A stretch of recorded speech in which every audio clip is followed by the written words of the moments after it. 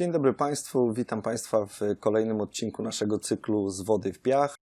Chciałbym króciutko podsumować obecną działalność fundacji i opowiedzieć Państwu o naszych planach na najbliższą przyszłość.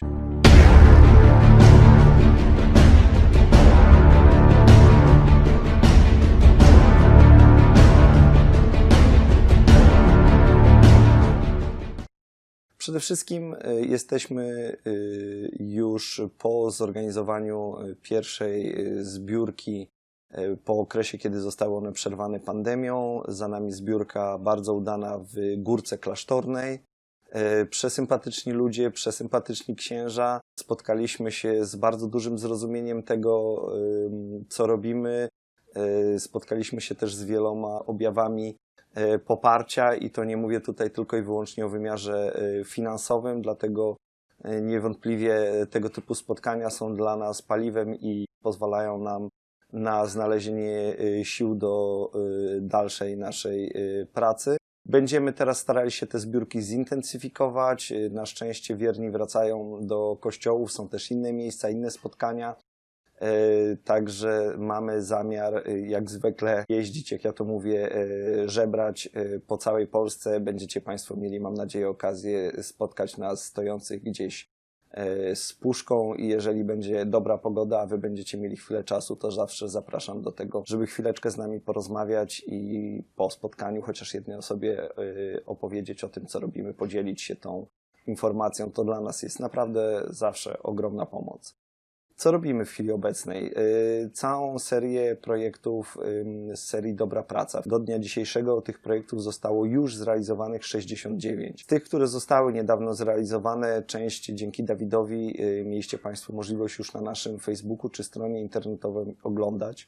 Rodzinie Sama udało nam się odbudować pasiekę. To jest z kolei rodzina chrześcijańska, która przed wojną mieszkała w górach Sindżaru razem z Jezydami. Na skutek działań wojennych są uciekinierami. Pasieka teraz została odbudowana niedaleko stolicy prowincji Dahok. I mamy nadzieję, że na utrzymanie całej rodzinie wrócą do tego, co robili przed wojną i będą mogli godnie żyć i myśleć o przyszłości w perspektywie zarówno swojej, jak i dzieci. To projekty, które dzielą się teraz. Takim dużym projektem, który obejmuje dwie rodziny, to są dwie panie, które są wdowami. Mężowie zostali zamordowani przez terrorystów z ISIS. Będzie otworzenie piekarni w miejscowości Duhola. Do miejscowości wróciły setki ludzi i będzie to pierwsza piekarnia działająca w tym terenie. Docelowo ma dać ona utrzymanie dwóm rodzinom dotkniętym zamachami terrorystycznymi.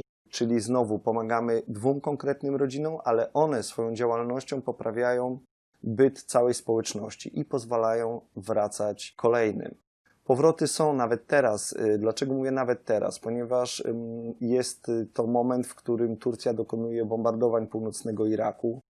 W ciągu 2 dni zaatakowano grubo ponad 100 celów. Turcy mówią o tym oficjalnie jako o działalności przeciwko PPK. No niestety posterunki PPK, czyli Partii Pracujących Kurdystanu, są na terenach zamieszkałych przez ludność jezycką. Ludzie są przerażeni po tym, co przeżyli. Jeżeli dookoła nich spadają bomby, no trudno im się dziwić.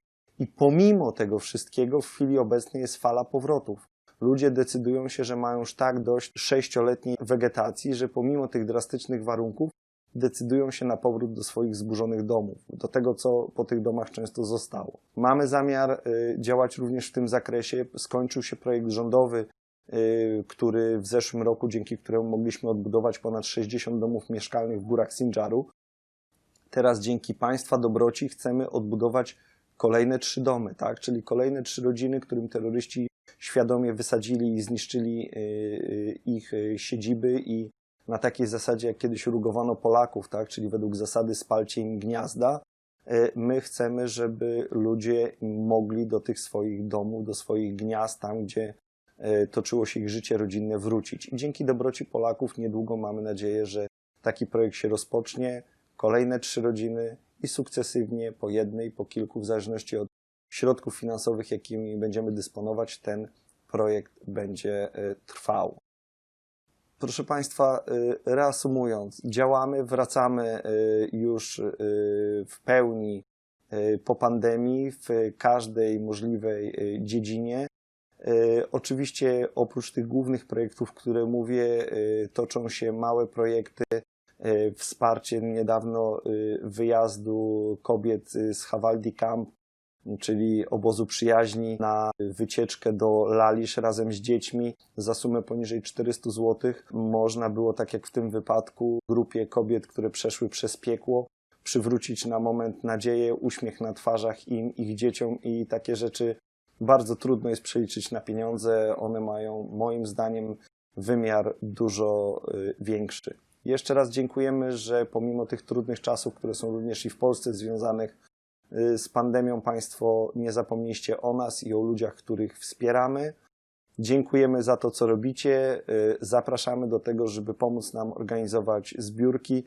No bo tak jak zawsze, dla nas najważniejsze jest, żeby ruszyć w Polskę, opowiadać o ludziach, których pomagamy, opowiedzieć Państwu ich historię i doprowadzić do tego, żeby kolejne rodziny, które były obiektami ataków, na ile to tylko możliwe, wróciły do normalnego życia. Dziękuję Państwu bardzo za uwagę. Jedną z form wsparcia nas jest korzystanie z księgarni Świętego Pawła internetowej, gdzie znajdziecie Państwo książkę dotyczącą naszej działalności autorstwa Andrzeja Ochała. Cały zysk trafia do nas w formie darowizny.